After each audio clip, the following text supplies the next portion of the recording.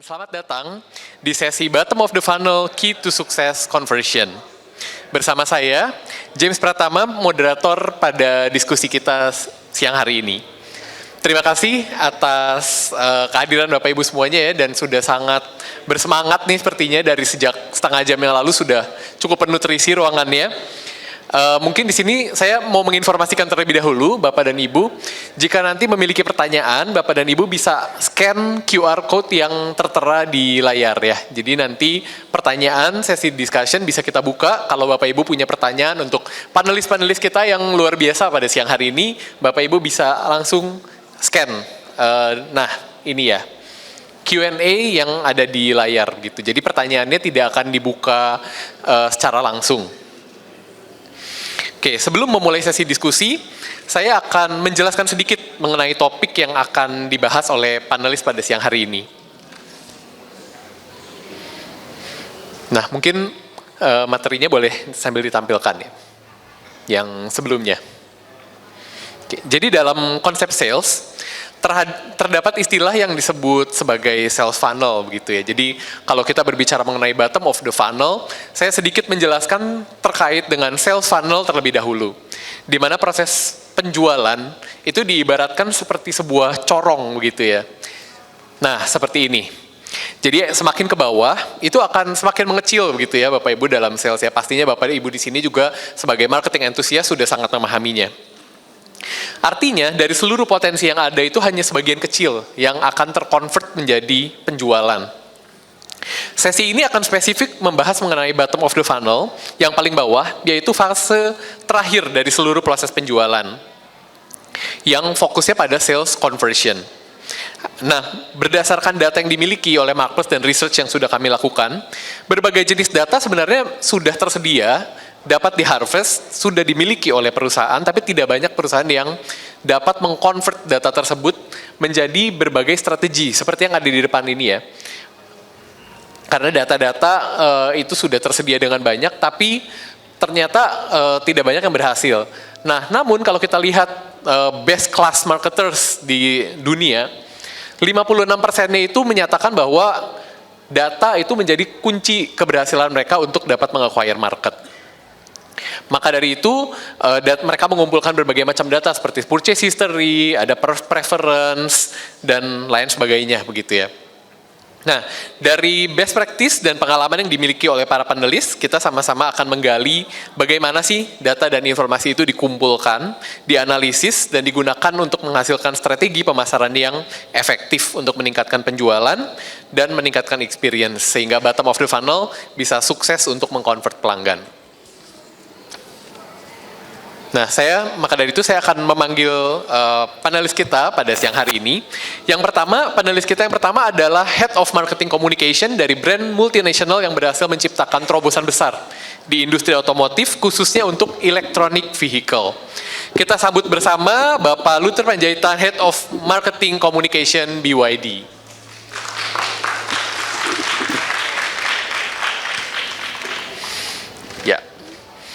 Ya, selamat siang Pak, silakan Pak.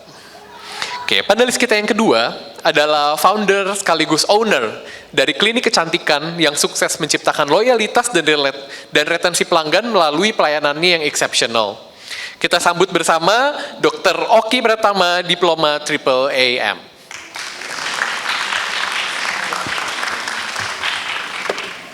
Dan panelis kita yang ketiga yang terakhir adalah Vice President sekaligus General Manager dari platform Omnichannel Chat berbasis Artificial Intelligence yang sudah dipercaya oleh berbagai perusahaan di seluruh dunia untuk meningkatkan engagement pelanggan. Kita sambut bersama Mr. Asnawi Jufri VP and GM Seekflow Southeast Asia. Oke. Selamat siang untuk Bapak-Bapak semua panelis ya, terima kasih untuk kesediaannya di siang hari ini. Dan untuk Bapak Ibu attendee semua, saya akan menyampaikan bahwa sesi ini akan dibawakan bilingual, semi-semi begitu ya, karena di sini Mr. Asnawi akan menyampaikan mungkin sesinya dalam bahasa Inggris. So this session will be very interesting because our panelists are two brands that excel in customer engagement, BYD and Bennings, and an omni-channel enabler that provide solution for building engagement. Nah, kita akan memulai sesi diskusi ini dengan sebuah pertanyaan nih, Bapak-Bapak, yang mungkin tersirat di benaknya audiens begitu ya, terkait dengan sales conversion atau tema kita pada siang hari ini. Jadi sebenarnya apa saja sih data yang dikumpulkan mungkin oleh BYD, Bennings, dan Slickflow, dan bagaimana data tersebut membantu perusahaan untuk meningkatkan personalization, meningkatkan sales conversion dan experience ya tentunya. Mungkin bisa dari Pak Luther terlebih dahulu. Baik, sebelumnya saya ucapkan terima kasih atas kesempatannya, luar biasa Mark Plus mengadakan sesi yang cukup menarik di mana saya mewakili BYD, khususnya BYD Indonesia, bisa sharing kepada teman-teman marketers. Secara BYD sendiri, mungkin sebelum masuk kepada the way we are marketing our products ya, also brand ya. Saya juga mungkin sedikit jelasin ya BYD ini, mungkin banyak yang kenal. Bagaimana saya menjelaskan soal BYD, apa yang dilakukan kalau BYD belum dikenal cukup baik ya Pak ya. Pertama, sudah dikenal dong Pak. Sudah dikenal ya? Sudah sangat dikenal Pak, di jalan udah banyak banget nih. Iya, terima kasih kalau gitu ya. Berarti pekerjaan saya cukup berhasil dong Pak. Sukses banget Pak. Oke, tidak terlalu lama ya, kita 30 tahun saja umur dari perusahaan ini, tapi kita saat ini sudah menjadi number one EV company in the world. Dengan yes, thank you. Boleh, aplausnya nih Bapak Ibu. Dengan penjualan tahun lalu saja udah 3,2 juta unit, di mana market Indonesia aja nggak sampai 1 juta ya secara otomotif. Namun kami sudah membukukan penjualan total sampai per bulan lalu itu selama kami berdiri hampir 30 tahun itu senilai 10 juta unit. 10 juta unit kami jual. Membuat kami satu-satunya brand China di kancah global otomotif, jadi nggak hanya EV yang masuk di top 10. Dan saat ini memang masih nomor 8, tapi we aim to become one of the top 5 lah at least ya within a few years. Nah, tentunya banyak yang bertanya apa sih yang dilakukan BYD sampai bisa mencapai kancah global tersebut. Dan sebelum saya masuk ke situ juga mungkin supaya lebih relate dan relevan dengan kondisi market Indonesia, karena kita di Indonesia lebih menarik lagi. Sebenarnya kami ini baru launching itu di bulan Januari, start selling itu di bulan Juli, so within almost 5 months ya, kita sudah consistently as a top key player untuk EV di Indonesia. By last month kita sudah sold 12,000 EV car di Indonesia. Ya, luar biasa. Ya, ini bukan buat kita tapi buat Indonesia. Kenapa? Artinya awareness terhadap EV, awareness terhadap future green technology itu quite okay di Indonesia. Karena if considered to neighborhood country, itu one of the best Indonesian acceptance in term of the EV. Nah, berjalan dalam proses BYD mencapai achievement ini, sebenarnya satu hal yang saya harus sharing, karena saya sempat hampir setengah tahun ya, 3 tahun lalu di BYD bekerja di headquarters di China. Salah satu key pointnya adalah R&D.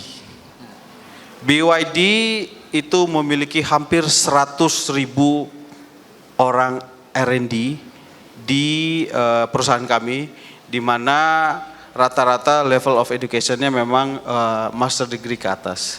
Nah, artinya apa di situ? Lompatan inovasi teknologi yang kami miliki itu membantu kami hampir di semua hal.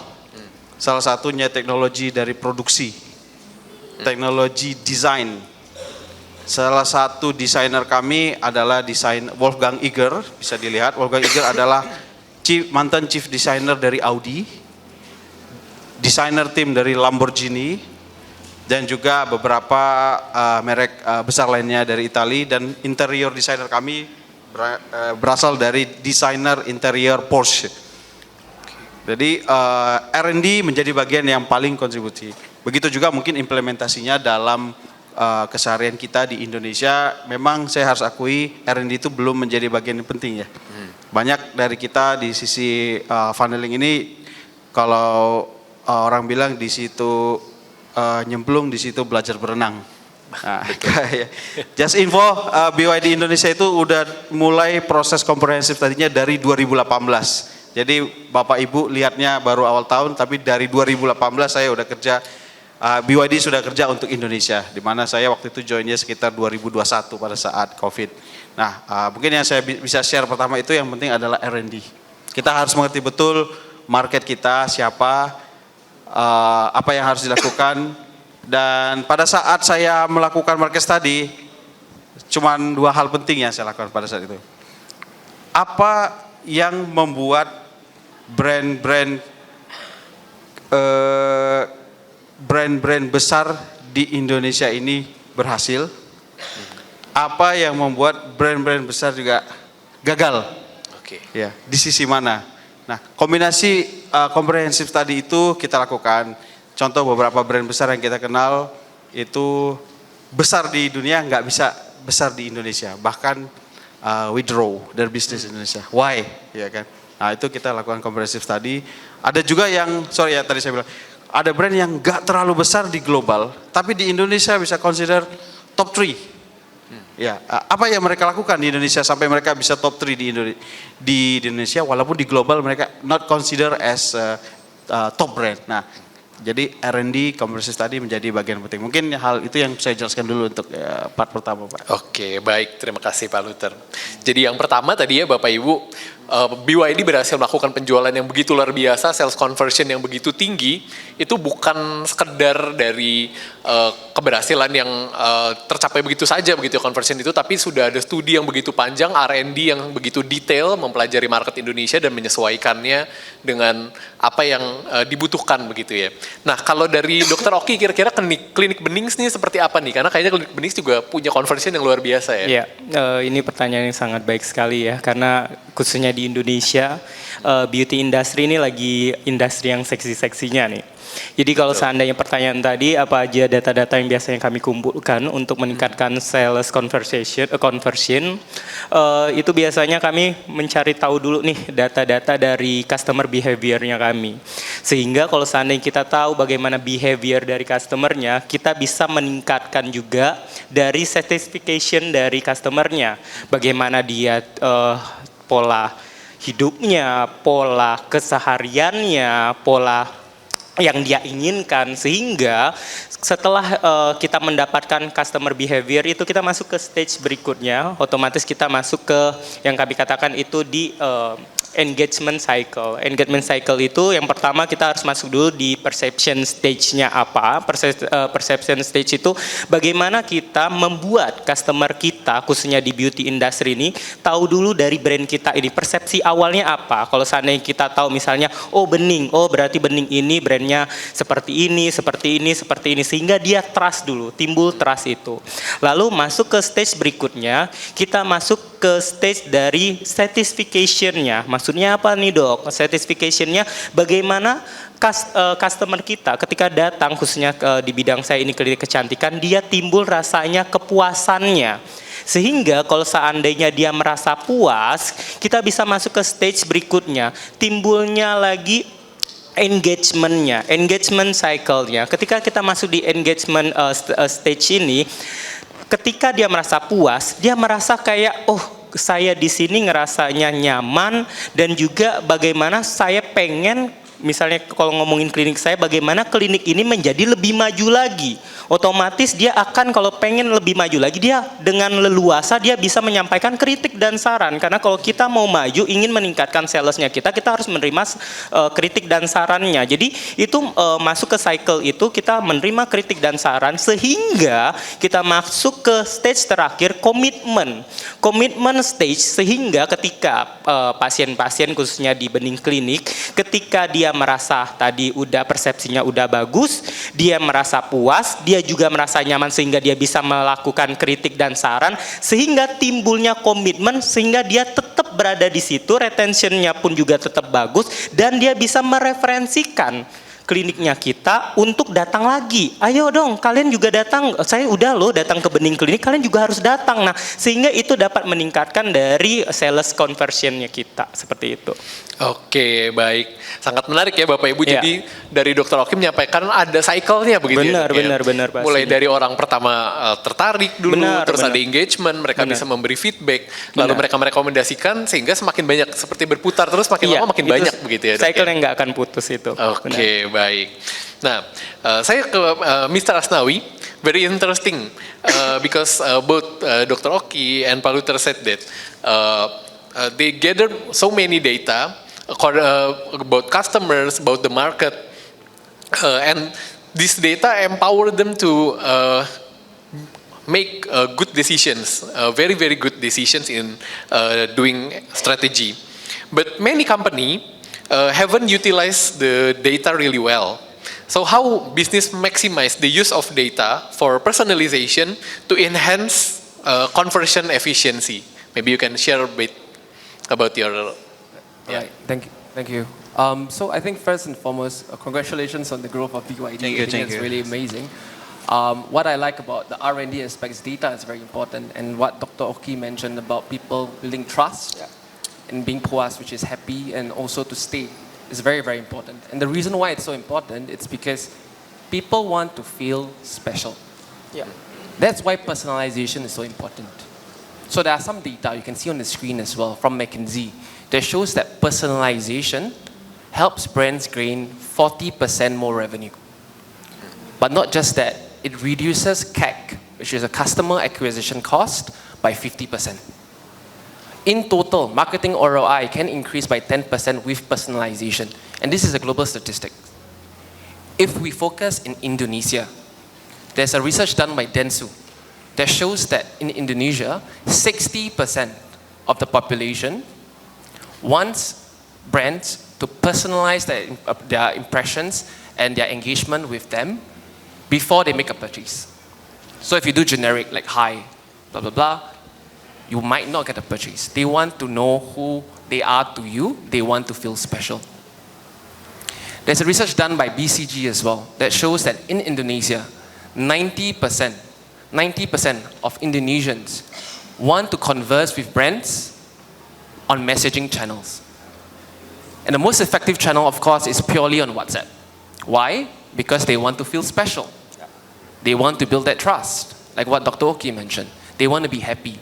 So first understanding what implicates personalization and why it's important, I think it's very, very crucial. Now for actionable insights that we work with brands on data, I think first and foremost is what platform or how are you creating a data vacuum? I think everyone's familiar with Dyson, right? The Dyson vacuum. Same thing with data. How are you consuming this data? Because data is everywhere. It's on social media, it's on TikTok, it can be in your CRM, it can be in your OMS, it can be on your POS. All this data is important. You must have a platform that's able to be a vacuum. After you've sucked all the data in, the next important thing is right time, right place. We need to know as a brand, when is the time to engage with your customer? For example, limited time offers or campaigns, so that you are able to get them and break the noise. And the right timing is very, very important. And with this data, what's important as well is how you turn this data into insights for your next campaign, for your next month, for your next quarter, and for 2025. And that's very important. We work with one of the largest F&B groups in Indonesia, Union Group. They have actually net ROI increase of 7 times. 7 times. When we help them work on personalization by hyper-segmenting the ICP or the customer persona so that they're able to build what Dr. Oki mentioned, which is trust and happiness, and they feel special. So that's some insights I want to share with you. Oke, ya jadi Bapak Ibu sangat insightful ya, sudah ditambahkan lagi begitu oleh Mr. Asnawi bahwa customer itu ingin merasa special, dan bagaimana membuat mereka merasa special itu dengan personalization atau membuat menjadi lebih personal. Nah, saya mau bertanya kepada Pak Luther nih. Jadi dari tadi data yang dikumpulkan itu apakah ada yang personalisasi atau apa sih sebenarnya yang dikomunikasikan kepada customer sehingga mereka bisa yakin apakah mungkin dengan personalisasi tadi sehingga mereka merasa oh penawaran ini sangat khusus untuk saya, atau apa yang dilakukan sih di ujung tombaknya nih sehingga sales conversion itu bisa terjadi dengan lancar dan cepat gitu. Oke, terima kasih. Case untuk EV, kami maksudnya BYD cukup berpikir ini suatu yang berbeda. Karena ketika orang membeli EV aja dia adalah orang yang berbeda. Ya, karena beberapa hal yang kita hadapi yaitu acquiring cost itu cukup significant different. Kedua juga lifestyle yang berbeda. Kemudian yang perlu dilihat juga EV ini itu is at this moment is not like for everyone. Itu mungkin bisa saja faktornya adalah infrastructure, EV awareness dan mungkin technological awareness. Jadi ketika dia ada customer mau beli EV aja sebenarnya sudah berbeda. Makanya kami itu dalam komunikasi selalu mencoba tampil berbeda. Contoh ya, salah satu hal yang simple yang kita angkat adalah kita punya key message itu, we are trying to cool the earth by 1 degree. So simple ya, menurunkan derajat bumi 1 derajat. Ya. Terlihatnya seperti terlalu simple, tapi sebenarnya message-nya dalam. Karena kalau kita tahu bahwa panas bumi naik 0,5 derajat aja, mungkin beberapa glacier atau ice di kutub utara dan selatan itu bisa melting. Nah, implementasinya dalam proses komunikasi juga menjadi berbeda. Karena kita mencoba di tagline-nya juga berbeda, yaitu kita mencoba membuat customer itu melihat bahwa apa yang dia lakukan ini sebenarnya punya kontribusi kepada lingkungan hidup. Apalagi di Jakarta ya, udah menjadi keseharian populasi. Jakarta adalah salah satu kota yang polusinya paling tinggi ya. Nah, bayangkan kalau Anda bisa berkontribusi terhadap penurunan karbon di Indonesia. Just info saja, dengan penjualan 10 juta unit BYD, sebenarnya itu udah setara dengan mengurangi 74 miliar emisi karbon, atau setara itu Anda itu menanam 1,2 miliar pohon. Dan karbon itu dia nggak harus regional base ya, artinya worldwide. Jadi artinya kontribusi kita terhadap penurunan polusi sebenarnya cukup tinggi. Nah, komunikasi ini yang kita komunikasikan contohnya ya. Kemudian acquiring cost. Banyak yang bilang EV itu mahal. Tapi coba kita lihat di Indonesia, kita itu penggunaan BBM karena kemacetan yang kita hadapi itu kalau dihitung-hitung selama 1 bulan, 2 bulan atau 1 tahun dibandingkan dengan acquiring cost di depan itu sebenarnya harus bisa dipertimbangkan bahwa ini adalah total acquisition cost yang berbeda. Nah, akhirnya BYD itu masuk ke komunikasi yang membuat preferensi dia terhadap EV itu memang berbeda, tapi tidak seperti yang kamu pikirkan. Ya gitu. Yang ketiga yang kita mau sampaikan adalah bagaimana men-redefine lagi sebenarnya mobilitas dan teknologi itu. Bahwa ketika ini telah menjadi EV, ini membuka ruang batas konvensional car yang seperti di bayangan kita. Seperti ya teknologi yang lebih ke personalifikasi, multimedia dan segala macam yang mungkin butuh beberapa waktu. Saya harus siapkan kendaraan-kendaraan test drive untuk coba ya. Tapi totally karena ini sudah menjadi EV dan ini sudah bukan lagi berbasis engine, ini membuka ruang batas teknologi baru yang tidak bisa ada di kendaraan biasa. Untuk itu kita encouragement itu experience. Makanya kalau rekan-rekan lihat showroom BYD ada di strategic place, ada 40 strategic place, jalan protokol utama, test drive-nya sangat banyak dan ada di shopping mall untuk menyediakan juga test drive. Supaya experience ini totally different. Karena yang mau dirubah itu lifestyle. Jadi pengalaman itu harus saya taruh di iklan di mana-mana, kalau dia nggak tahu ini bedanya dengan kendaraan biasa, taunya itu mahal doang, repot. Nah, untuk itu yang kita lakukan sebagai satu cara untuk melakukan funneling.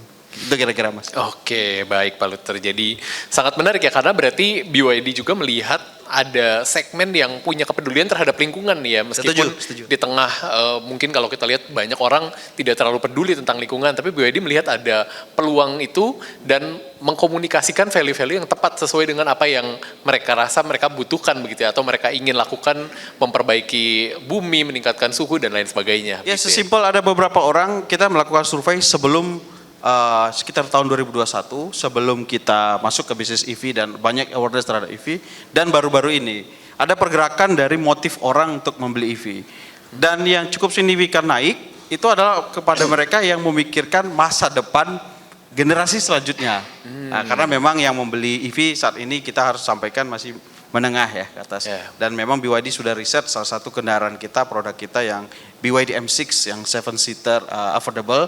Kita mau coba jangkau menengah ke bawah supaya EV for everyone itu benar-benar ada, bukan untuk market tertentu aja. Oke, baik.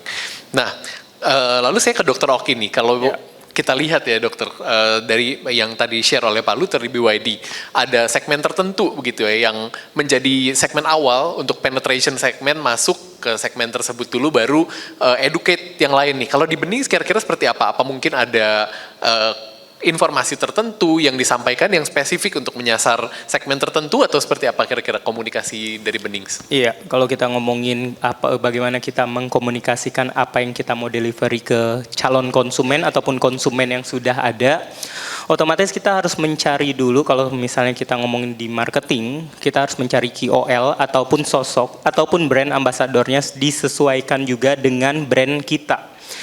KOL pun juga banyak sekali di Indonesia ini, khususnya di media sosial. Kita mengetahui di Instagram ada ataupun di TikTok itu banyak sekali jenis-jenisnya. Tapi kita harus mencari tahu dulu nih apa ataupun siapa yang sosok yang pas untuk brand kita sehingga dapat mendelivery apa informasi yang mau kita sampaikan. Kalau seandainya kita mau mendelivery sebuah hal yang memang sebuah ilmiah ataupun edukasi, berarti kita harus mencari sosok yang benar-benar pas untuk sesuai perspektifnya yang bisa disampaikan ke audiensnya. Tapi ada juga kita bisa mencari KOL ataupun brand ambassador memang khusus di awareness. Itu tanpa kita harus cari tahu dia pinter ataupun dia bagus untuk awareness. Yang penting memang secara massal infonya ini. Jadi itu yang harus kita bagi-bagi dulu nih untuk menyampaikan delivery untuk mencari KOL ataupun brand ambassador. Berikutnya lagi, khususnya di dunia kecantikan, beberapa bulan ini lagi isu overclaim ya. Overclaim ini dibahas di TikTok, di media sosial ataupun produk-produk berbahaya. Begitu berarti kita harus pentingnya transparansi di segala jenis bisnis yang kita jalani. Khususnya di kecantikan, otomatis kalau ngomongin overclaim, misalnya sebuah produk, kita harus menjelaskan nih tentang nih udah kami uji lab, hasilnya benar kok. Misalnya kandungan A, I, U, E, O-nya memang sesuai ini. Karena kita harus memposisikan diri juga sebagai konsumen, itu pengen tahu juga nih apa yang mau kita pakai, apa yang mau dilakukan ke tubuhnya kita. Jadi kalaupun kalian datang ke klinik kecantikan manapun, kalian sebagai konsumen berhak untuk bertanya, Dok ataupun Mas ataupun siapapun pegawainya di sini, ini produknya apa ya namanya? Berasal dari mana ya? Ataupun ini alatnya apa ya namanya ya? Boleh nggak saya mencari tahu dulu nih apa-apanya? Atau maaf sekali, dari yang awal saja kalian harus tahu dulu integritas dari kliniknya. Kliniknya terdaftar atau tidak? Karena banyak sekali sekarang banyak mengaku-ngaku sebagai dokter atau klinik-klinik. Mungkin kliniknya itu beneran klinik, tapi mungkin dia tidak dalam SOP-nya. Misalnya gini, dia dokter umum, tapi melakukan operasi hidung. Dia dokter umum, melakukan operasi lipat mata. Dia klinik kecantikan biasa, melakukan tanam rambut. Itu banyak sekali terjadi di Indonesia ini. Maka dari itu pentingnya kalian sebagai konsumen untuk bertanya transparansinya. Seperti itu. Dan juga di bisnis apapun itu, misalnya kalian di bisnis F&B, berarti kalian transparansi nih. Ini sudah ada misal khusus di Indonesia nih halalnya. Misal kalian di bisnis, misalnya di alat kesehatan, nih sudah ada nih izin Kemenkesnya. Itu penting sekali transparansi itu. Sehingga tersampaikan nih delivery-nya, jadinya konsumen itu makin trust seperti itu. Oke, baik dokter. Transparansi ya Bapak Ibu, jadi memang yang seperti yang Dokter Rocky sampaikan, kalau di sini Bapak Ibu juga dari ada yang punya bisnis, ada yang punya usaha, jangan lupa untuk transparansi itu seperti yang tadi Dr. Rocky sampaikan. Nah, Mr. Asnawi, so as Dr. Rocky stated, there are some challenges that is faced by many business in communicating to the customers. For example, Dr. Rocky said that there are issues about overclaiming. Many beauty clinics have to be transparent and communicate the right message to the customers. So, how actually we should make we should convince the customers to make purchase, and how omni-channel communication help to solve the challenges of converting prospects into buyers? All right, thank you very much for the question. I think first and foremost, I think we cannot convince anyone to do anything, to be honest. We cannot convince them to do what they don't want to do. What we can do as marketers, as owners, as leaders is to guide, to educate and to guide.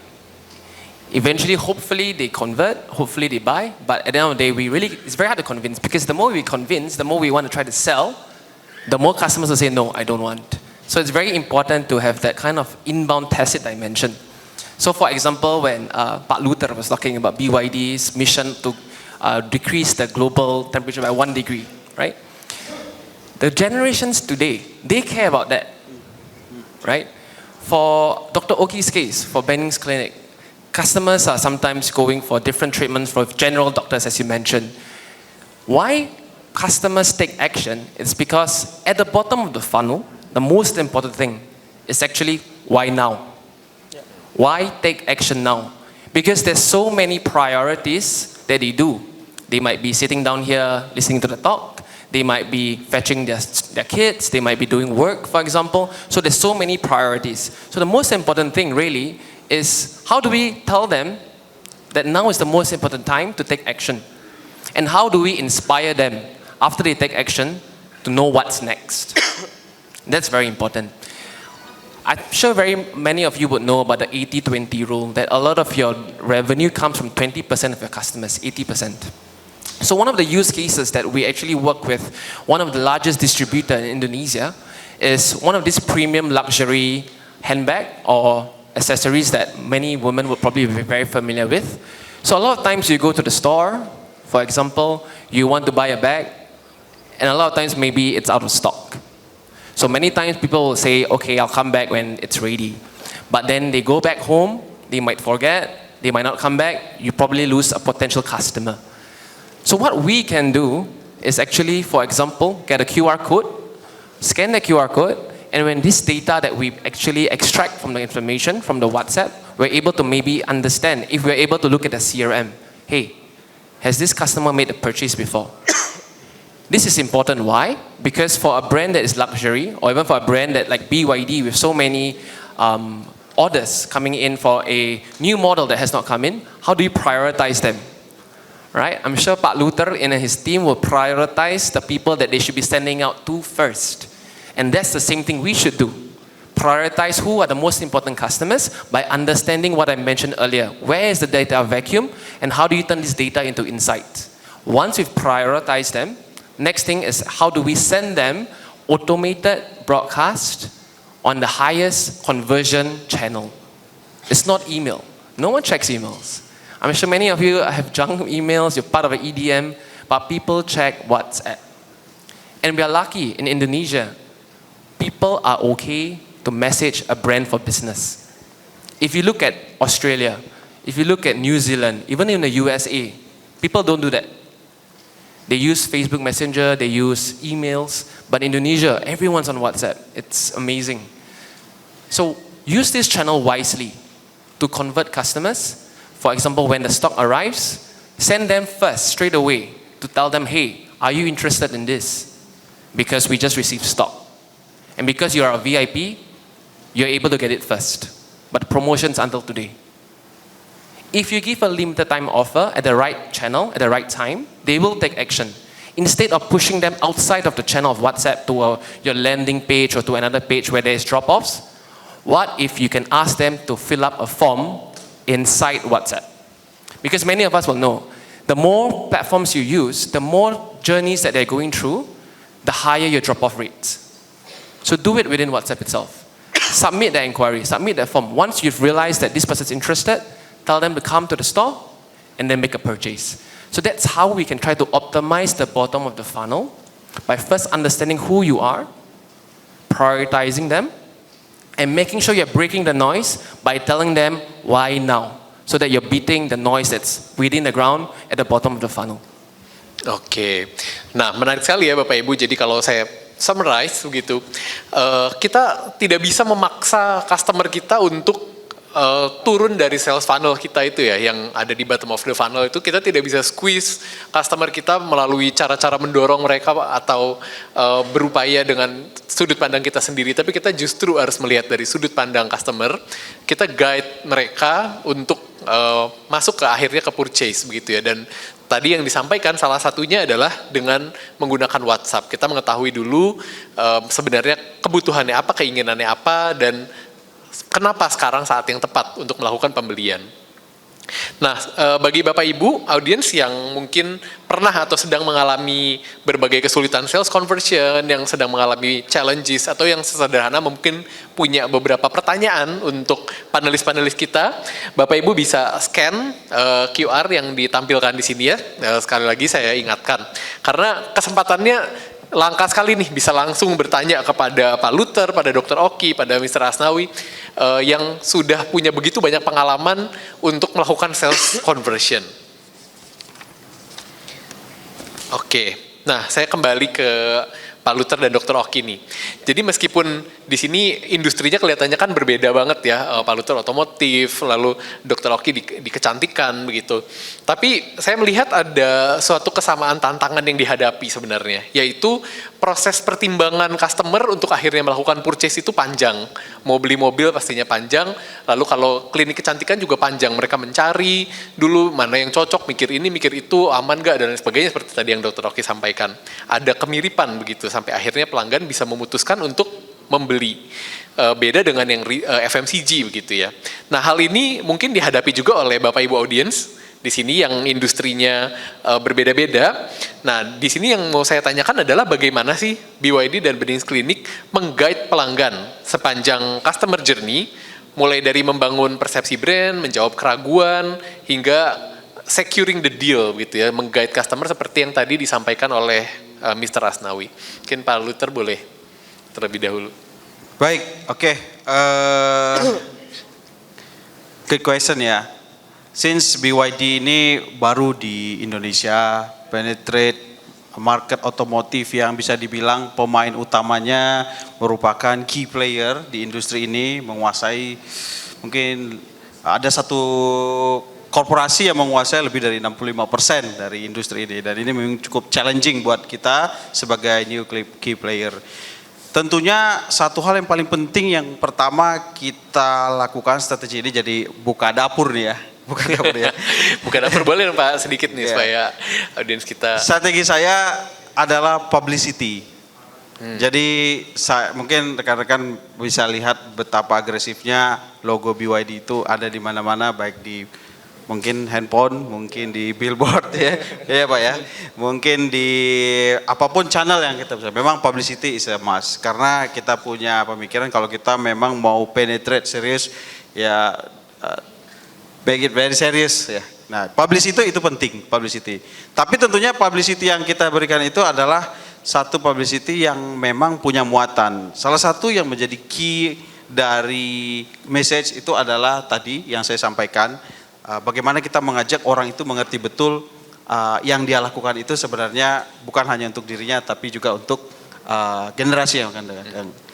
Yang kedua, publicity yang kami sampaikan adalah memang global footprints kita. Jadi seperti ini nih. Perbedaan yang cukup signifikan antara saya dan beberapa brand adalah selain dari produknya, BYD-nya pun orang belum kenal. Nah, satu hal yang mungkin mereka bisa accept lebih mudah adalah memangnya saya di global itu siapa.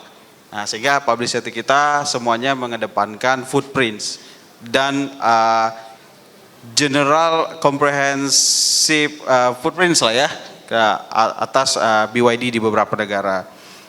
Yang kedua yang kita lakukan setelah kita mendapatkan atensi masyarakat adalah kita mengedepankan testimoni. Nah, jadi just info teman-teman, mungkin di sini ada yang punya BYD juga ya. Salah satu yang kita lakukan adalah kita membentuk community. Jadi community BYD lebih lucu lagi teman-teman. Sudah terbentuk sebelum mobilnya ada. Oh, iya. Sebelum mobilnya ada ya Pak? Iya, kita udah bentuk komunitas sebelum ada. Jadi mereka pembeli-pembeli BYD, mobilnya belum nyampe, nah udah bikin community. Nah di situ kita encourage mereka bahwa ya you deserve a good products. With waiting misalnya several days gitu. Jadi kita bangun sebuah excitement. Brandnya besar di global, mau masuk ke Indonesia, yuk pembeli pertama, yuk mesti nunggu. Gitu. Community berbasis testimoni, jadi membuat orang itu confidence. Nah, yang ketiga yang kita lakukan adalah memang kita memastikan bahwa secara pelayanan setelah mereka punya mobil itu jangan jadi backfire. Karena itu seperti gulungan ya Pak. Once kita convince bahwa kita sebagai produk yang secara level itu next level, apakah itu secara experience juga sama gitu. Jadi experience mereka dari menggunakan dalam beberapa waktu dan after sales service-nya itu harus sejalan. Kalau enggak nanti efek dari backfire-nya malah lebih besar daripada wah BYD itu ternyata seperti ini. So far sepertinya masih berjalan dengan baik, kita mampu memberikan komitmen. Nah, dengan itu kami juga sampai saat ini telah berkomitmen untuk memperbesar jaringan karena soal infrastruktur EV ini soal chicken and egg, kita bangun showroom marketnya belum ada.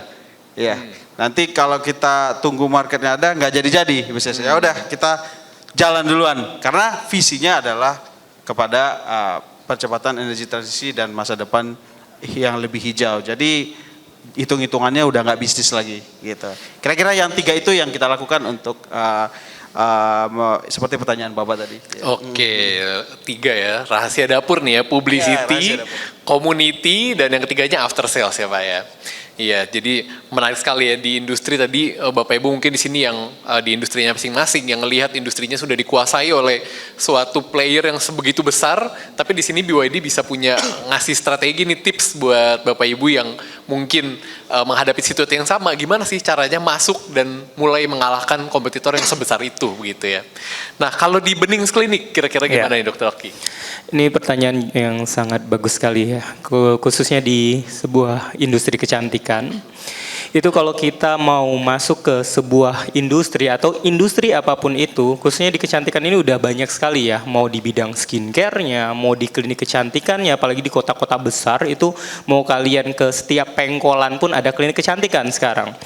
Di setiap daerah pun mau daerah terpencil apapun sekarang seenggaknya ada klinik kecantikan atau seenggaknya ada membuka untuk facial. Jadi ini industrinya udah benar-benar udah bukan red ocean lagi tapi udah black ocean. Jadi bagaimana kalian masuk dalam industri ini, otomatis kalian harus punya diferensiasi. Diferensiasinya apa? Kalian harus membedakan diri apa yang orang akan ingat dengan industri kalian. Misalnya kalau ngomongin di Benings Klinik khususnya, kami memantapkan diri untuk menjadi sebuah klinik kecantikan dengan laser center terlengkap nomor 1 di Indonesia.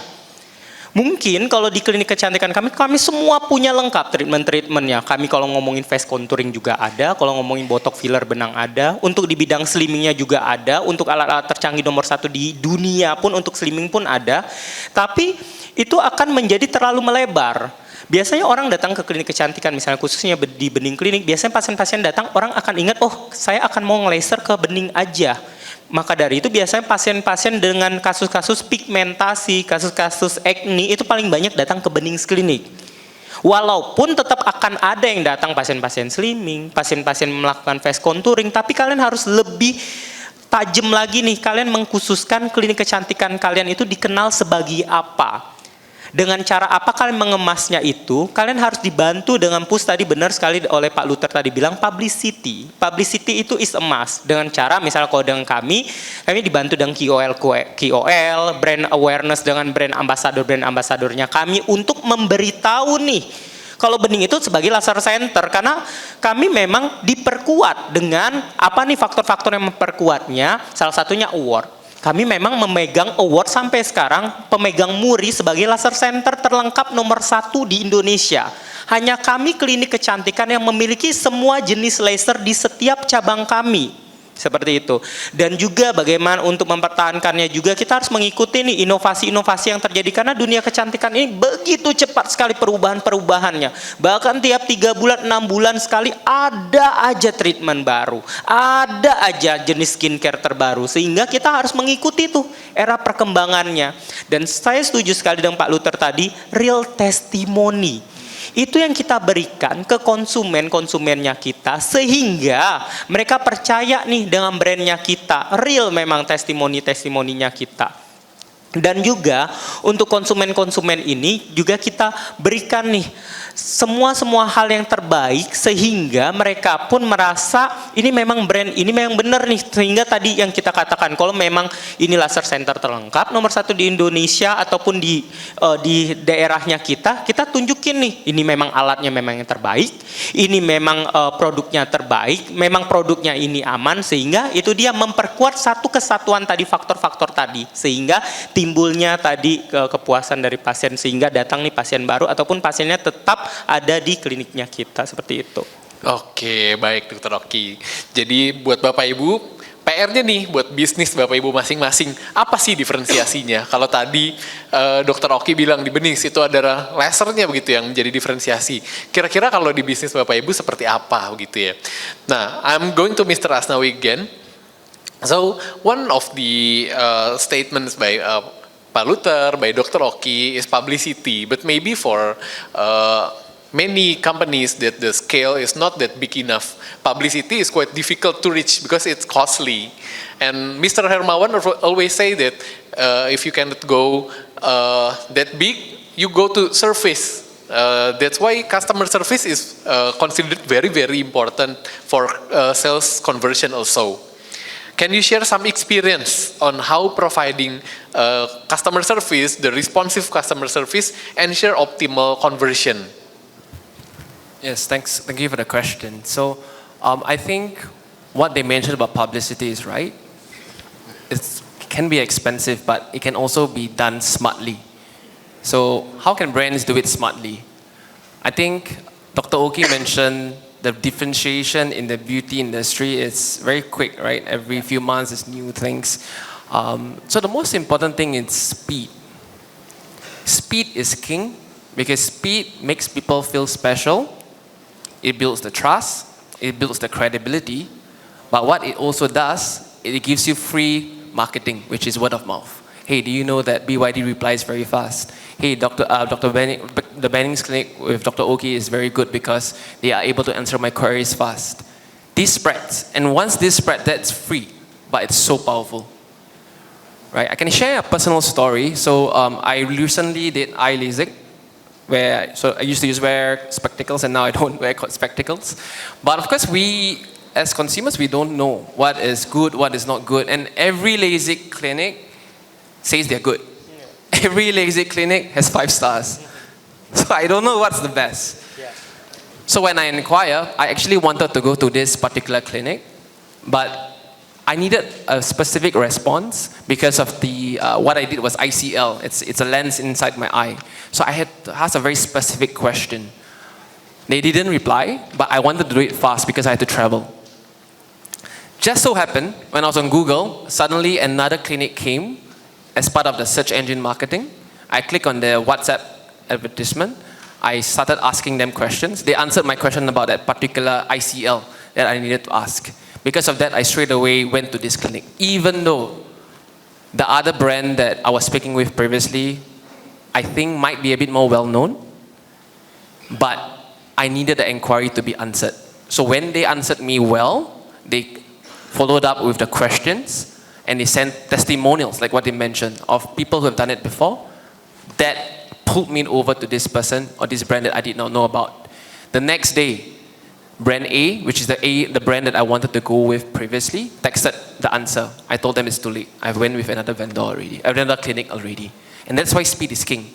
Data from MIT actually shared that your engagement rate, which is the rate at which people respond to you, drops down by 100 times after 5 minutes.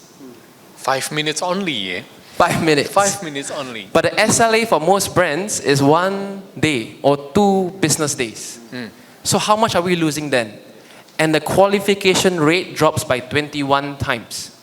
But you mentioned 5 minutes, right? That's the global. In Indonesia, we just did a research for 300 companies and also 3,000 consumers. The number in Indonesia is 2 minutes. 2 minutes. Indonesia is more demanding. People want response now. When they mean now, it's 2 minutes, it's not 5 minutes. So the question is, how do we get that number in that first 2 minutes? It's really, really important to make sure that we're able to do that. And one way that we can do that, of course, is through automations, is through smart routing.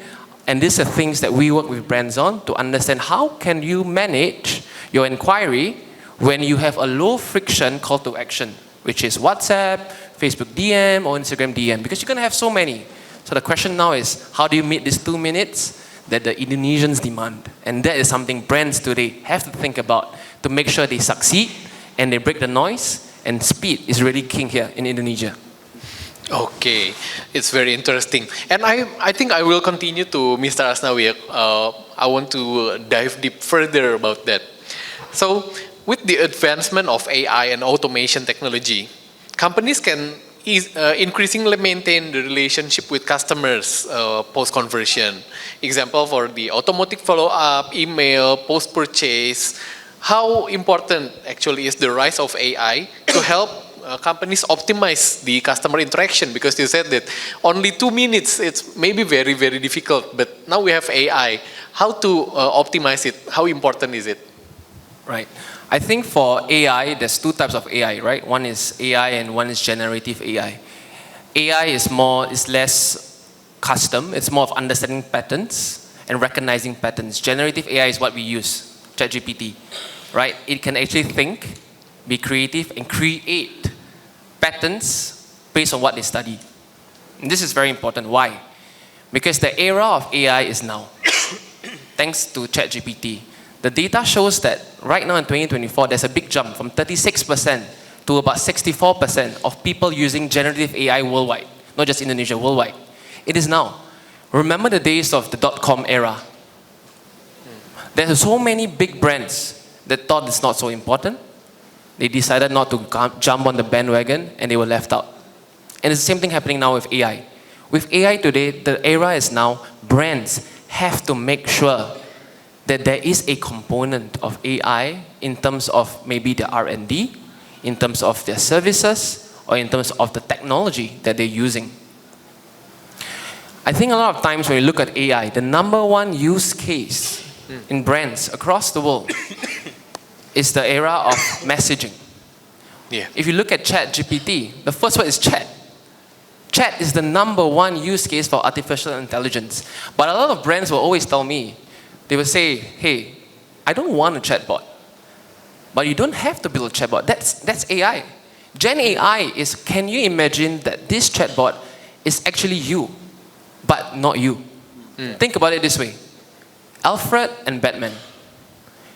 Alfred is the butler of Batman, who is Bruce Wayne. He can sign contracts, maybe he can drive the Batmobile, he can wear the Batman suit, but he's never Bruce Wayne. He's there to assist and accelerate Bruce Wayne or the Batman. It's the same thing with AI. AI can never truly replace, but AI can assist. And where do we want to assist? We want to assist customers who are asking questions that are more high level. High level questions, people are okay to have automations because they rather speed. Remember, 2 minutes. Speed is king. But when do they not want to speak with automation? Is when they want empathy. And when do we want empathy? When we're angry. When we're upset. When we're frustrated. That's when we want to speak with a person. So the hybrid approach using AI is so important to make sure that we are kept abreast. And to this day and age, AI has leveled the playing field. I think many people wouldn't know that. For example, BYD, as you will know, Pak Luther, they were not the key focus of automotive cars first. But with R&D, now they're ahead of the major ones that most of us will know before we even heard of BYD. Because of R&D and because of AI, the level playing field between small companies and big companies, old and new, is now. For big companies, it's hard. Why? Because AI, the data has to be structured. With big companies, the data is so massive. How are we going to structure everything? It's going to take very, very long. For small companies, the great thing is we have not much data. So what can we do? Set your structures right now. So data comes in, we can build faster than the enterprise. So this is a very exciting time, I think, for all industries because of the advent of AI. And I really think that this is something that all brands, even in Indonesia, we really need to start thinking and discussing about how can we utilize this technology to really grow and stay relevant in today's day and age. Oke, baik. Nah, jadi Bapak Ibu, boleh aplausnya dulu nih. Iya, jadi dengan artificial intelligence atau AI di sini semua punya kesempatan yang sama begitu ya, seperti yang tadi Mr. Asnawi sampaikan. Perusahaan kecil, perusahaan besar, semuanya punya kesempatan yang sama karena ada AI ini untuk memungkinkan memiliki engagement yang sebaik itu dengan customers begitu ya. Nah, saya mau kembali lagi ke Pak Luther nih. Jadi kalau kita melihat nih Pak, dengan pembicaraan yang tadi ya untuk terkait dengan self funders, conversion dan bagaimana sebenarnya itu bisa dilakukan. Tadi kan cuma 2 menit nih ya katanya untuk tingkat ininya. Dan itu kalau misalnya ketidakpuasan itu bisa disebabkan oleh mungkin ada berbagai macam faktor begitu.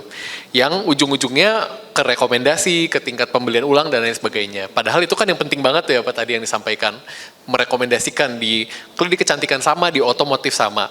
Gimana sih sebenarnya Pak untuk memastikan apa yang dilakukan BYD untuk memastikan orang-orang benar-benar merasa puas sehingga mereka repurchase juga, mereka merekomendasikan juga nih. Apakah sama tadi dengan speed itu atau ada hal lain juga nih Pak yang mungkin ditambahkan untuk meningkatkan kepuasan dan rekomendasi tadi? Ya, seperti yang tadi saya sampaikan, salah satu yang menjadi key point kita adalah memang experience, salah satunya experience dalam berkendara EV. Apa sih yang membedakan membawa mobil EV dan mobil ICE ya? Sebenarnya BYD ini untuk rekan-rekan tahu itu memulai bisnisnya itu justru dari technological company, battery, electronics. Kita adalah supplier dari hampir sebetulnya 2/3, tapi ada satu brand yang tidak boleh membiarkan kita mengklaim bahwa komponen elektronik di dunia ini, sehingga kita bisa dibilang 2/6 dari seluruh komponen elektronik yang ada beredar itu ada komponen BYD.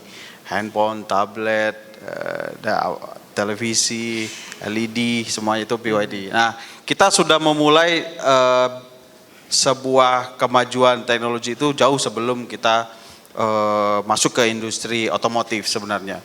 Memang 3 pilar utama kita adalah energy acquiring, bagaimana kita meng-acquire energi. Yang kedua adalah energy storaging, makanya BYD itu salah satu perusahaan energy storage system dan solar panel terbesar di dunia. Dan bagaimana energy utilization, bagaimana energi yang disimpan ini bisa masuk. Makanya kita masuk ke industri mobility, yaitu kendaraan. Apapun kendaraan yang kecuali 2 roda ya, yang ada rodanya kita masuk sebenarnya, gak hanya pesaja. Nah,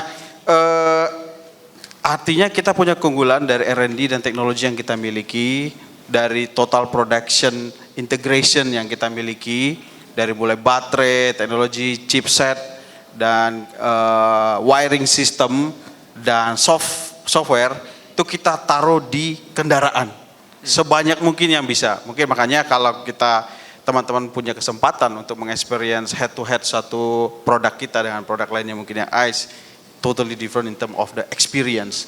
Artinya kembali lagi investasi kita kepada R&D dan experience itu memastikan kita tidak terlalu khawatir dengan repurchase dan hal-hal lainnya atau ketidakpuasan. Karena pada akhirnya yang perlu kita improve selanjutnya adalah personal servicesnya. Gitu. Artinya kalau sampai pun dia kecewa, harusnya ya, karena saya baru berjalan bisnis ini tidak lebih dari setahun, mungkin di sisi pelayanan secara individualnya, bukan di sisi produknya. Apalagi saya harus sampaikan EV cars itu beberapa hal concern dari pemilik itu tentunya pasti safety ya. Safety di mana apakah menggunakan EV ini aman dan segala macam. Kalau kita nggak selesaikan dulu semua hal yang terkait experience itu dan kenyamanan dan sebagainya itu, kita jangan ngomongin sales dalam waktu jangka panjang. Tapi kalau kita udah pastikan riset dan pengembangan di sektor experience itu, selebihnya adalah soal individual. Nah, yang individual service itu adalah kaitannya dengan third party yang kita pilih untuk melayani customer-customer kita, dan training serta edukasi yang diberikan kepada third party kita bahwa this is the way BYD works. Nah, itu hal yang kita lakukan, Pak. Oke, baik. Experience ya Pak, jadi ya. Experience, dan tadi ada juga notes di terakhir, kalau kita berkolaborasi dengan pihak yang lain, kita juga harus memperhatikan mereka meet our standard ya Pak ya. Oke. Nah, kalau dari Dokter Oki kira-kira Ya. seperti apa, Dok? Untuk meningkatkan repurchase, rekomendasi, menjamin kepuasan. Ya, saya sangat setuju juga dengan statement dari Pak Luther tadi, experience ya. Di industri kecantikan, khususnya klinik kecantikan, itu kami lebih ke fokus untuk menanamkan journey of the customer experience. Jadi bagaimana dia merasakan journey-nya di klinik kecantikan kami ini, sehingga dia akan ingat terus tentang klinik kecantikannya kami. Misalnya salah satu contohnya, bagaimana dia berkonsultasi menggunakan AI tadi. Misalnya biasanya orang konsultasi dengan dokter langsung, di kami dokter plus ada menggunakan AI. Seperti apa, Dok? Menggunakan skin analyzer. Jadi ketika dia masukin wajahnya, terdeteksi nih apa-apa aja permasalahan dasarnya. Sehingga enak ya di sini ya, tidak hanya ketemu dokter secara konvensional saja, tapi dia merasakan sesuatu hal yang berbeda di klinik kecantikannya kami. Berikutnya, kami juga menawarkan untuk misalnya premium treatment yang mungkin tidak ada di klinik-klinik kecantikan lain. Nambah lagi nih experience-nya, berbeda nih. Berikutnya lagi, kami juga bisa menawarkan dengan kelebihan-kelebihannya kami. Misalnya salah satu contohnya tadi, kami memiliki laser-laser nomor 1 dunia, ya bukan Indonesia, tapi nomor 1 di dunia ada di kami, sehingga dia merasakan sesuatu hal yang berlebih juga nih di klinik kecantikannya kami. Sebuah hal yang berbeda. Berikutnya lagi, untuk meningkatkan lagi experience-nya dia, mungkin saja kami biasanya memberikan promo-promo. Misalnya kalau seandainya dia membawa seseorang lagi, mungkin nanti dia dapat promo buy one free one, sehingga dia merasa ketika jadi member mendapatkan sebuah kelebihan lagi nih di klinik kecantikan kami. Dan juga pertanyaan berikutnya, bagaimana untuk meningkatkan retensi sehingga dia bisa balik lagi nih ke klinik kecantikan kami. Kami memiliki tim customer service yang selalu mempunyai siklus ketika berapa hari sekali itu untuk bertanya nih experience ke dianya, bagaimana perawatannya kami, bagaimana, ada nggak kritik dan sarannya, bahkan ada pengingat nih hampir misal 1 bulan sekali untuk diingatkan untuk datang lagi, sehingga itu bisa untuk meningkatkan retensi kedatangan pasien lagi. Itu penting sekali, bahkan banyak sekali klinik kecantikan, khususnya di klinik kecantikan yang melupakan hal ini untuk recall lagi nih pasien-pasiennya seperti itu, ataupun customer-customernya. Dan juga kami juga bisa memberikan nih misalnya via WA ke konsumen-konsumennya kami, jika datang lagi dengan kode referral ini dapat harga khusus lagi nih, sehingga dia datang lagi nih ke kliniknya kami seperti itu. Oke, baik Dokter Oki. Iya. Nah, Bapak Ibu audiens semuanya ya, jadi kalau kita lihat contohnya udah rich banget nih ya. Jadi untuk yang di industri service, itu tadi Dokter Oki memberikan beberapa contoh. Seperti apa sih menciptakan experience untuk pelanggan. Dari BYD juga Pak Luther menyampaikan ya, yang ada real produknya gimana sih dengan teknologi dan R&D itu menciptakan experience yang berbeda. Sehingga di situ sales conversion di bottom of the funnel-nya bisa berhasil. Nah, topik terakhir yang mau saya bahas pada siang hari ini, yaitu terkait dengan retargeting nih Bapak-Bapak. Jadi kalau kita lihat cukup banyak marketers begitu ya yang mengalami permasalahan ketika mereka sudah menawarkan, terus ada penolakan, listnya jadi panjang gitu. Ini sudah nggak masuk, ini ditolak, ini nggak berhasil. Nah, kira-kira apa sih yang dilakukan gitu ya? Karena kalau itu terjadi, funnelnya itu kan jadi mengecil ya. Jadi akhirnya yang potensial untuk di-convert dari 1.000 jadi tinggal misalnya 100.000 jadi tinggal 10.000, tinggal 1.000. Nah, apakah ada retargeting yang dilakukan atau memang explore market yang baru itu yang menjadi solusi ketika kita mengalami bottom of the funnel-nya itu sudah terlalu mengecil begitu? Ya, mungkin dari Okay, so I think for that topic, I think what Dr. Oki mentioned is right. Like, how do we get them back? Right? And I think Dr. Oki will definitely agree with me that it's cheaper to convert existing customer compared to a new customer. But so many of us focus on new customer, we forget the existing customer. Data from HubSpot shows that it is 5 times cheaper. 5 times cheaper to convert an existing customer over a new customer. Right, so one of the use cases that we work with HealthyGo. So HealthyGo is one, I'm not sure if any of you are familiar, it's a healthy meal subscription service in Indonesia. It's a very fast and growing company that was, because of the COVID it's called the COVID baby, but they're one of the leading healthy meal subscription businesses in Indonesia. So if you're healthy, you can always buy Healthy Go. Just give me a shout out to them. When I spoke with the founder and owner, I asked whether I can share that use case and story with them. For Healthy Go, one of the challenges that they faced with regards to re-nurturing and marketing with the existing customer is that they have no visibility of where these customers are coming from. They can come from Tokopedia, they can come from Shopee, they can come from maybe some word of mouth, some referrals. So they don't really know where they're coming from and who are messaging these people when they're doing broadcasting or when doing engagement. But for a meal subscription, the existing customer base is very important because you don't eat one time, you eat multiple times, 3 times a day. So how do we make sure they keep coming back for more? So first, it's very important with their big database is to streamline and understand where these people are coming from. And how we do that is through segmentation. So we have the data vacuum I shared in the first part. Then we segment them. We understand who are the people that has the highest likelihood to purchase next. And that's very important because a lot of times people talk about, hey, I want to broadcast on WhatsApp. I'm going to use 1 million database and broadcast. Then my question to them is, use SMS or use email. That's not the purpose of WhatsApp. WhatsApp is conversion. Conversion, you must curate your list. And this takes time. But with much time, there's higher conversion. And this is how you be smart about saving money to make more money. So when we first discussed with the founder, when we discussed about it, we were worried about the investment. So I told him, don't worry. At the end of the day, if you want to go gain money, you definitely have to invest. Marketing dollars somewhere, improving processes somewhere. You have to do something different to make more money. So Alhamdulillah, with them, they run 10 to 20 campaigns per month. For each campaign, they're able to have 30,000 enrollments in each of the campaigns. So in a month, they're looking at 400 to 500,000 enrollments just for those campaigns itself. Being enrolled in the campaign doesn't mean conversion, but it actually is the middle of the funnel, 500,000 per month for a fast-growing company like Healthy Go. In terms of basket value and drop-off from the abandoned cart, it reduced by 60%. Overall revenue for them, just by using SlickFlow, they were able to generate 2 times of their total revenue in a short span of 6 months. And when he told me that before I came here on stage, I was super amazed. I was very proud of him. And I told them that I want to share the story of how a company like Healthy Go is able to fight and be strong and generate this type of numbers. And if I share with you guys their annual turnover, you'll be so surprised. So yeah, that's the story I want to share. And also how remarketing is so important to gain 80% of revenue from 20% of your customers. Oke, 80% revenue, 20% of the customers ya. Dari Dr. Oki mungkin ada tambahan atau kita masuk ke question answer aja ya langsung ya? Kalau dari saya sih, kalau untuk memperbesar dari funnel-nya tadi, khususnya di bidang kecantikan ya.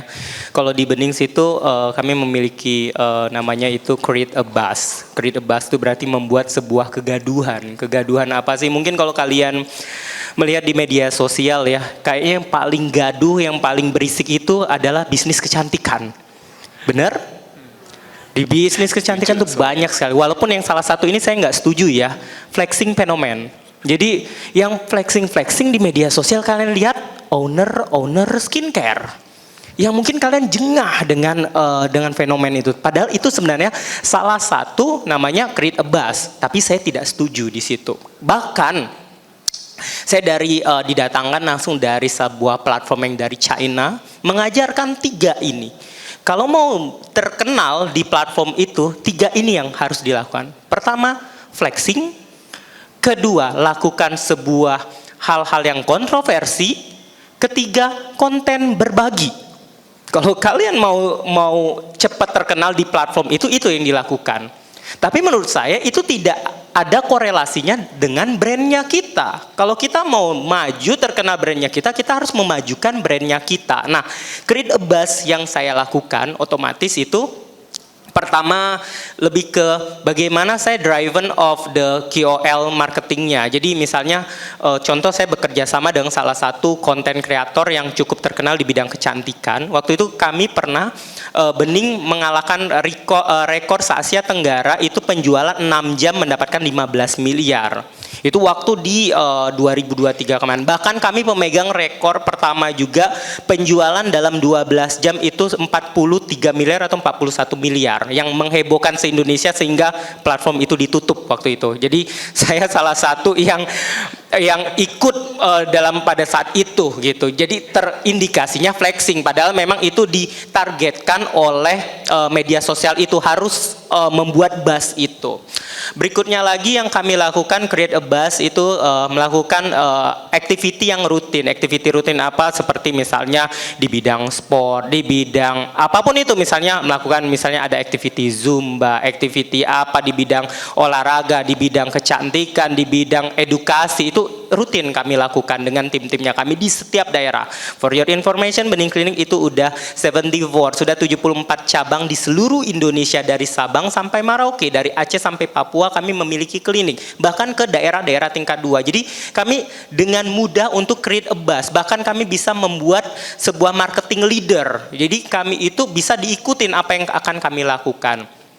Berikutnya juga itu pentingnya juga berkolaborasi dengannya brand ambassadornya kami, KOL-KOL-nya kami, lalu juga kami bisa juga membuat sebuah gebrakan-gebrakan apa sehingga itu bisa meningkatkan yang tadi funnelnya kami itu, dan juga untuk membuat sebuah hal yang baru untuk target ulang nih konsumennya kami. Misalnya kami kerjasama nih partnership di sebuah toko, partnership di restoran-restoran, sehingga mungkin ketika pasien-pasien ataupun customer yang sudah pernah datang ke kami untuk teringat kembali nih tentang brandnya kami, sehingga dia bisa kembali lagi. Dan juga yang otomatis kami dengan kerjasama dengan media-media elektronik, TV-TV nasional untuk merebranding terus, branding ulang terus sehingga orang selalu ingat tentang brand kami, seperti itu. Terima kasih. Oke, baik. Terima kasih Dr. Oki. Nah, Bapak Ibu sekalian, jadi tidak terasa begitu ya waktunya sudah habis ternyata untuk diskusi kita. Dan sekarang kita mau masuk ke sesi question answer. Cukup banyak nih pertanyaan yang masuk, tapi di sini tim jadi pilih satu pertanyaan aja untuk masing-masing ya, untuk Pak Luther, Dr. Oki, dan Mr. Asnawi. Nah, mungkin yang pertama untuk Pak Luther terlebih dahulu. BYD rasanya baru muncul di Indonesia, gelombang kendaraan listrik juga belum lama begitu ya. Nah, tapi apa strategi BYD sih sehingga unitnya bisa terjual dengan cepat, bisa menyebar dengan begitu cepat, padahal awareness-nya belum begitu luas di tengah masyarakat Indonesia. Nah, di sini ada tambahan, kalau tadi mungkin sebagian sudah terjawab ya Pak ya, tapi di sini tambahannya adalah channel marketing apa sih yang terbukti paling efektif dalam mendorong konversi penjualan untuk BYD? Jadi mungkin bisa sedikit cerita soal channel marketing nih Pak. Baik, saya kira tadi pada saat perjalanan ke sini ketika saya lihat panelisnya kayaknya saya nggak akan banyak pertanyaan. Pasti ibu-ibu pada tanya Dr. Oki nih karena ya viral ya, dan soal kecantikan ternyata banyak juga yang mau tahu tentang strategi ya.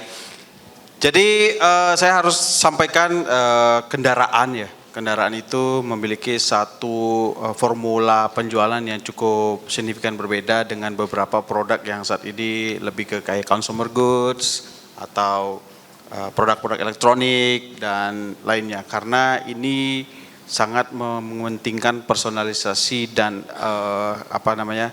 preferensi, dan di situ juga harus ada aspek physical, artinya membeli mobil itu seperti suatu hal yang sifatnya sangat personal, sehingga memang kita sangat mengedepankan adanya brand perception dulu. Jadi ketika BYD masuk ke Indonesia ini, dia dari ground zero ya. Orang belum tahu ini barang apa. Bagus, mungkin saya malah takut ketika ini tahu dari orang tahu country of origin-nya bisa langsung minus. Ya, saya harus mempersepsikan dia pada poin yang setinggi-tingginya dulu.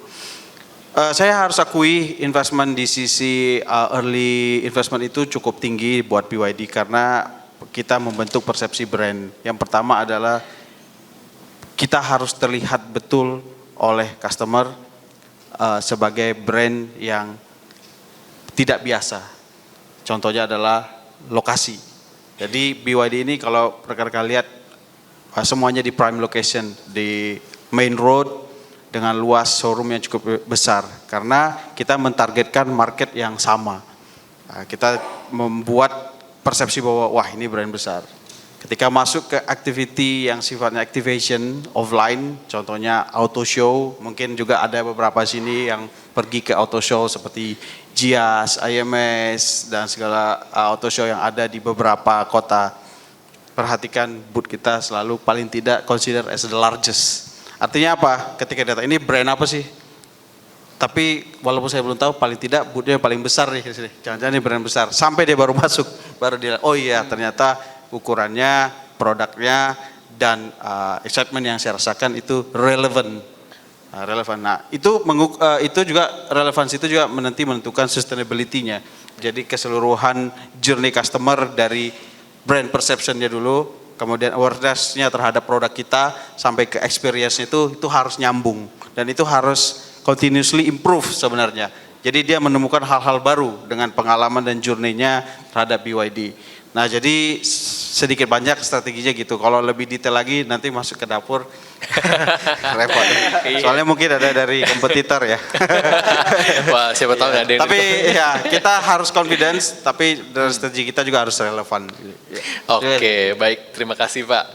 Nah, semoga terjawab ya Bapak Ibu pertanyaannya nih. Lalu yang kedua di sini untuk Mr. Asnawi. How can SlickFlow effectively integrate employee training, data analysis, and marketing strategy to create a seamless process that drive higher conversion? Could you share a specific example or best practice from your experience how SlickFlow helps the customers?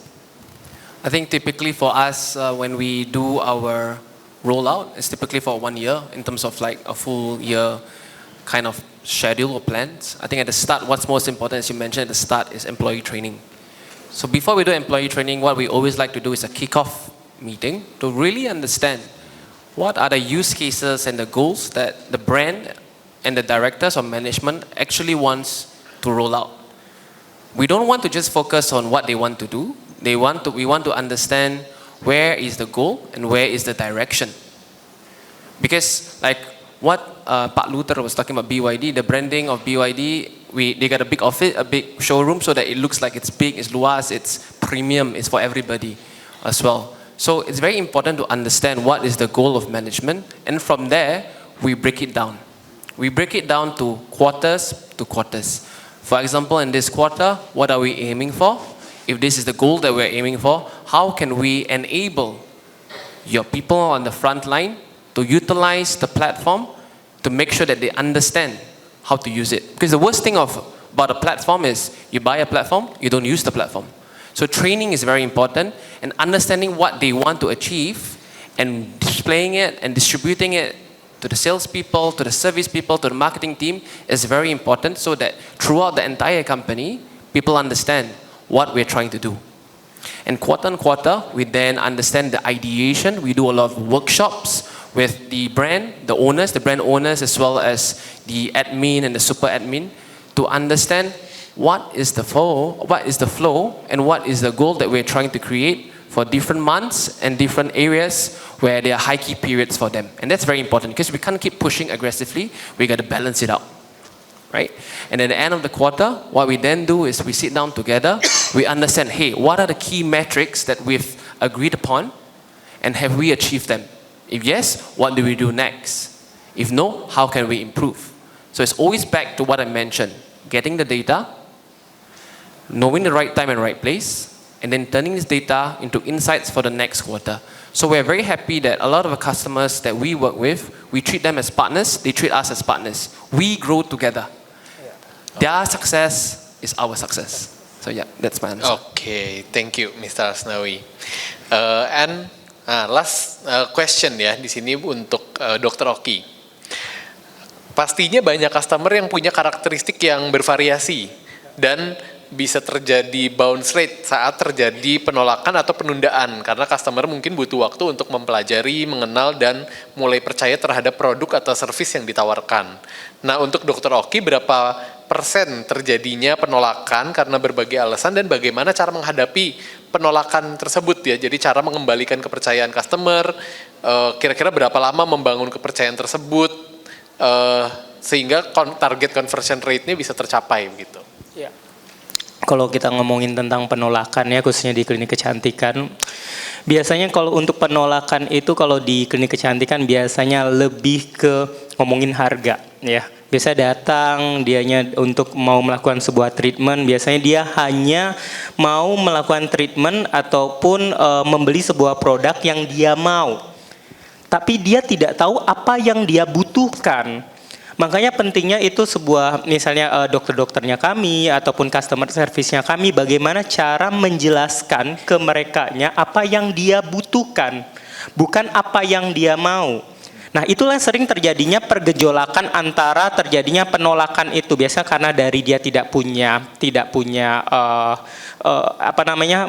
materinya untuk membeli treatment tersebut ataupun membeli produk tersebut.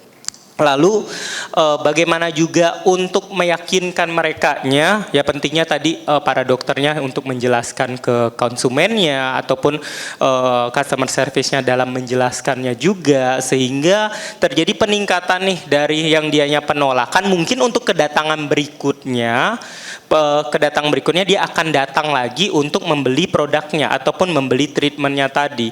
Untuk conversion rate untuk penolakannya itu di kliniknya kami biasanya itu di 10-15% untuk penolakannya biasanya karena materi. Biasanya karena materi, karena kita tidak bisa menyamakan untuk segala tier dari klinik kecantikan kami. Bahkan ada yang di tingkat 1, daerah tingkat 2. Sehingga mungkin terkadang mereka lebih di daerah tingkat 2 lebih mementingkan untuk membeli untuk kebutuhan pokoknya dulu, baru untuk perawatan. Berbeda dengan di kota-kota besar yang menganggap perawatan kecantikan itu udah jadi kebutuhan dasar. Sebuah statement biasanya orang kadang bilang lebih baik nggak makan daripada nggak beli krim malam. Lebih baik nggak makan daripada nggak lakuin facial. Itu udah menjadi sebuah tren di kota-kota besar. Berbeda dengan daerah tingkat 2 seperti itu. Terima kasih. Oke, baik Dr. Oki, terima kasih. Nah, terima kasih banyak untuk para pembicara kita. Mungkin boleh applause dari semuanya. Thank you. Untuk penjelasannya. Jadi sedikit wrap up. Jadi gimana sih bottom of the funnel itu kalau saya rangkum dari apa yang sudah dijelaskan, itu kembali lagi seperti yang tadi pagi sudah disampaikan oleh Pak Hermawan juga, yaitu technology and human. Bagaimana BYD menggunakan teknologi yang begitu luar biasa dan human untuk melakukan desain, untuk melakukan research, artificial intelligence juga. Lalu Dr. Oki juga dengan mengadopsi teknologi-teknologi kelas dunia dan service yang benar-benar personalized, itu membuat bottom of the funnel dari perusahaan-perusahaan yang mereka geluti ini sangat berhasil gitu ya. Nah, jadi sesinya sudah selesai dan dari sini kami ada ucapan terima kasih yang mau disampaikan kepada bapak-bapak semuanya. Mungkin di sini boleh secara bergantian ya, nanti saya satu persatu ada piagam yang akan disampaikan bersama dengan ucapan terima kasih dari Mark Plus.